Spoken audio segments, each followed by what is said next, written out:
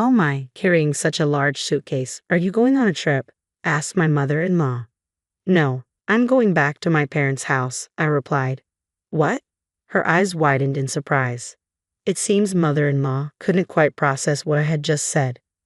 "I'm tired of the housework and the constant nagging. Please have a happy life with Connor," I continued. "What?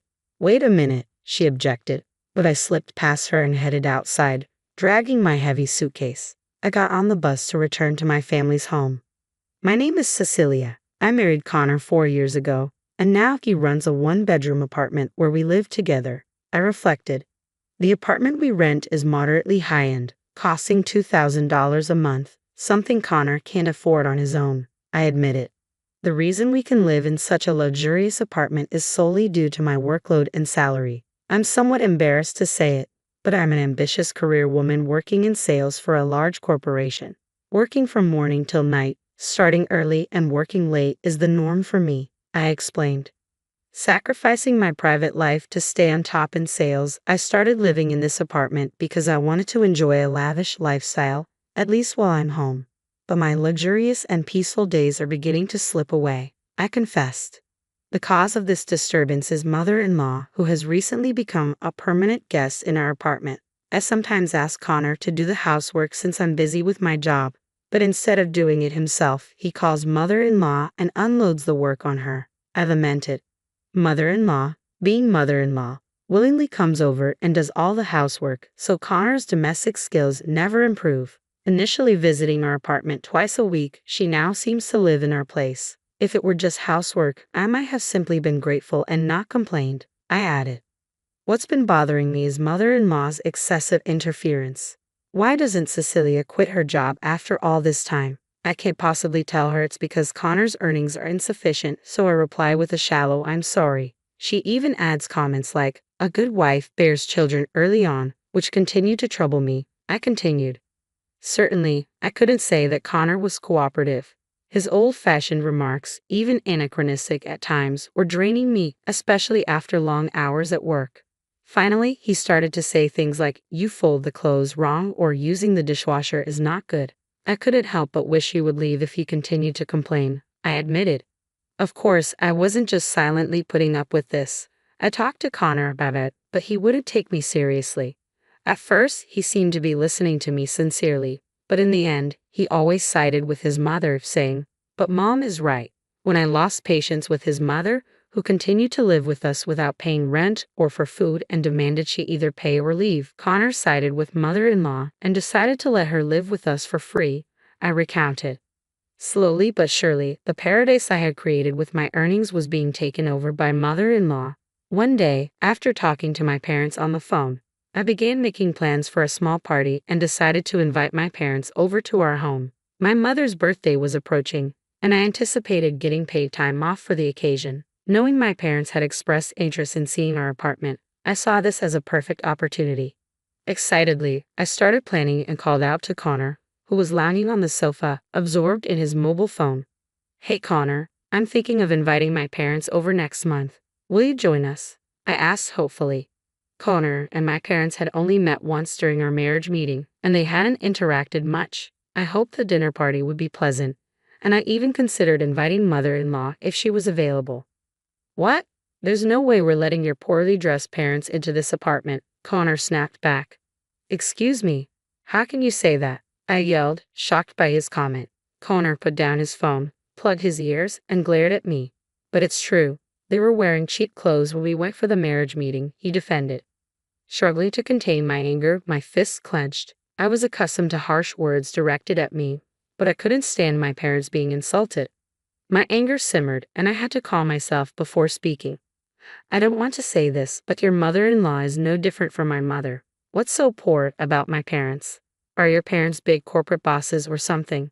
Of course, that wasn't the case. His father was a salaried worker, and his mother was a homemaker from an ordinary family. Still, Connor scowled, clearly annoyed by my words. "At least they make more money than your parents. We didn't have to rely on a scholarship for college like you did," he retorted proudly, puffing out his chest. "I got a scholarship because I wanted to go to college on my own without depending on my parents," I shot back. I nearly said, "It's not like you can't leave your parents," but I bit back my words. Arguing here wouldn't solve anything. All I wanted was to invite my parents to the apartment. We won't live together forever. I'm just asking if I can invite them for one day, maybe half a day. That's why I'm saying no. If you can't accept it, then leave this apartment. What? Why are you talking about me leaving? If you can't obey me, I don't need you. I don't even want to live with you. Connor spat out with bitterness, and something inside me snapped. Fine, if that's what you want, I'll leave. But once I'm gone, I won't be paying the rent here, okay? Can you afford to live on your own, Connor? Worried about money? My mom's a homemaker, but she makes good money. $2,000 in rent is nothing to her. I thought Connor was just venting, but it turned out he planned to rely on his mother's income. I was more stunned than angry. I couldn't comprehend Connor's dependent mindset. Why did I marry this man? I never thought I'd see the day when I could trust my judgment of men. I muttered to myself as I slammed down the planner I'd been writing in and pulled a suitcase from the closet. The closet was filled with items my mother-in-law had brought over, and my belongings were pushed to the back. Connor seemed taken aback as he watched me calmly pack, but in the end, he said nothing. I finished packing, headed for the door without a word to Connor, and almost ran into my mother-in-law just back from shopping. "Oh, such a big luggage. Are you going on a trip?" she asked. "No, I'm going back to my parents' house," I replied. "Ha!" My mother-in-law seemed unable to process what I'd said, her eyes widening. "Thank you for everything, like the housework and the sarcastic comments. Please be happy with Connor." "What? Wait a minute, Cecilia," she exclaimed. I slipped past my startled mother-in-law and hurried outside. I dragged my heavy suitcase, catching the bus back to my parents' house. When I recounted the whole ordeal, my parents burst into uproarious laughter. Even I was annoyed by their laughter, as if they were mocking me. I muttered, "Hey, it's not a laughing matter," I interjected. Sorry, Cecilia. You were quite the character, getting so worked up over a comment about your parents," my dad chuckled. Was it a case of an eye for an eye? Even my usually reserved mother couldn't contain herself, covering her mouth and shaking with laughter. "Don't worry, Cecilia. One day Connor will find you an apartment," my dad teased. "Dad, what are you talking about? There's no way Connor would let me have a place," I replied incredulously, but my father simply laughed along with my mother, never explaining his words. In time, work and other thoughts crowded my mind, and I settled into a routine living with my parents. We saw each other every day, but we never mentioned the apartment incident again. 6 months passed since Connor kicked me out of the apartment. Exhausted from early morning commutes and late night overtime, I found myself leading a lazy life, sleeping through the day on my days off. Unexpectedly, my parents approached me one day while I was still half asleep. "Hey, finally awake. We're thinking of visiting the apartment where Connor lives. Want to join us?" my father asked. Still groggy, I couldn't quite grasp what my father was saying and tilted my head in confusion. Seeing me standing there lost in thought, my mother lost her patience and gave me a forceful push from behind. "Come on, get dressed quickly. Put on something really nice," she encouraged. Following her lead, I put on a dress. I had never worn it before. It was a high-end brand, quite expensive, gifted by my parents for my birthday, so I had never felt the inclination to wear it and kept it tucked away. Upon closer inspection, I noticed both my mother and father were also dressed in high-end clothes they wouldn't typically wear. It seemed as though they were subtly flaunting their earnings. Before I knew it, we were standing in front of the apartment building where Connor had lived. I half expected to be turned away at the auto-locked entrance, but that worry was unnecessary. The person we were looking for was right there in the entrance, looking dumbfounded. Connor and his mother-in-law stood surrounded by a large amount of luggage, frozen in place. Hey, Cecilia, what's going on? We've been kicked out of our apartment," Connor exclaimed, his face a mix of confusion and embarrassment. "Kicked out? Did you not pay the rent?" I asked, thinking it was an obvious question, but Connor looked away shamefaced. "I paid it. I even went into debt to make the payment," he admitted quietly. I was utterly dumbfounded by Connor's confession. As I suspected, the claim that mother-in-law was earning money was a lie. Yet they had kept up the pretense of living in a luxury apartment, even going into debt for it. If it were me, I would have moved out long ago. "Why were you kicked out? Did you cause any trouble or something?" I pressed further, but Connor shook his head, clearly clueless. Mother-in-law, who had been silently listening, also seemed at a loss, her gaze fixed on the luggage in the entrance. The awkward silence was broken by my father's sudden laughter, echoing through the entrance. My mother, elegantly covering her mouth, joined in. "What's so funny, Dad?" I asked, puzzled. "No, I'm sorry, it's just amazing. Connor, we'll give you another room if you don't want to use this one. We can arrange for a new one." My father chuckled. "What? What are you talking about?" Connor's voice rose in confusion, mirroring mine. Mother-in-law, like me, appeared bewildered, her gaze wandering between us. "Didn't you know? This apartment has been owned by our company for the past 3 months," I explained, my voice tinged with disbelief. Mother-in-law's mouth fell open in astonishment, unable to comprehend. It was an understandable reaction.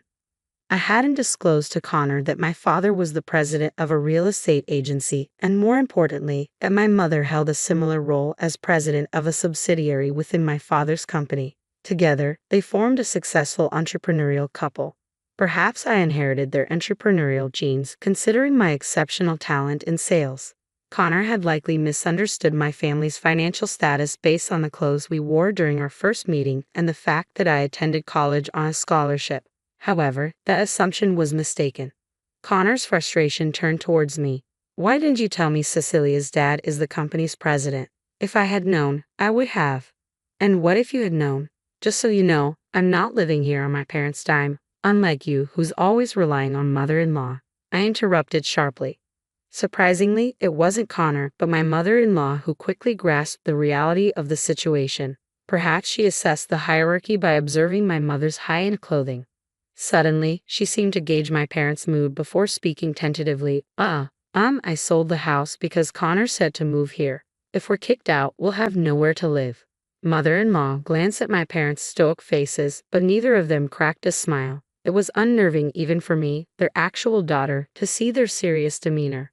My mother softened her expression, trying to reassure mother-in-law gently.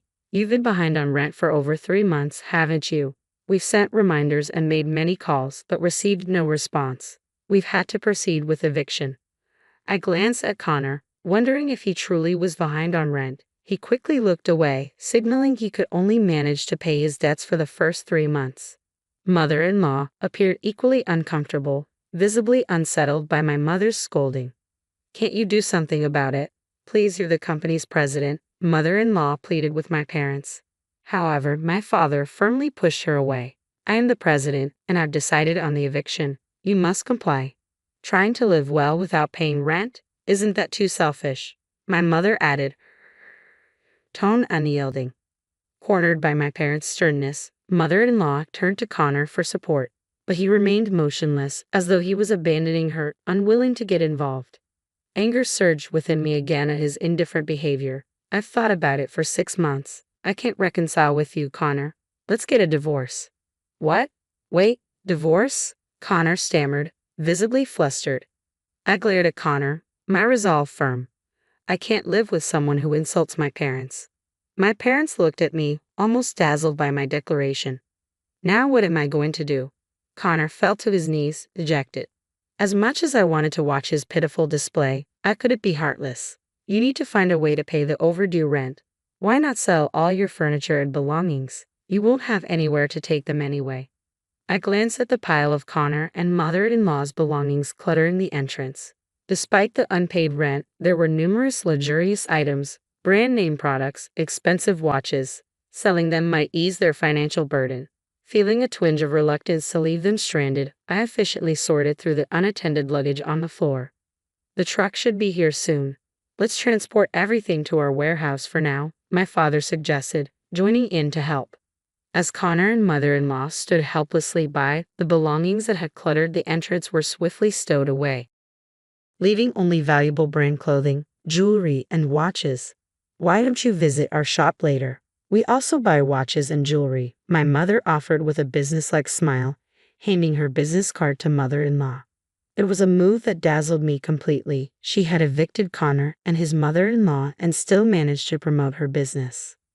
I felt like I could never quite catch up to my parents. They were ruthless in business, a trait I still struggled to emulate.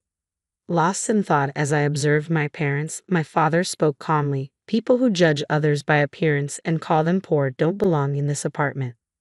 With those words, I realized my parents held a grudge against Connor for his earlier remarks. Desperate to pay the rent, Connor resorted to borrowing money everywhere. Lenders, colleagues, superiors. Soon, it became a topic of gossip in the company that Connor never repaid his debts.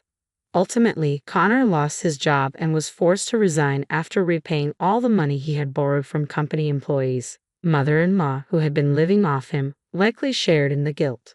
After being evicted from the apartment, mother-in-law moved into the company dormitory with Connor and started working part-time at a factory that belonged to my father's corporate group, a fact that seemed almost comical.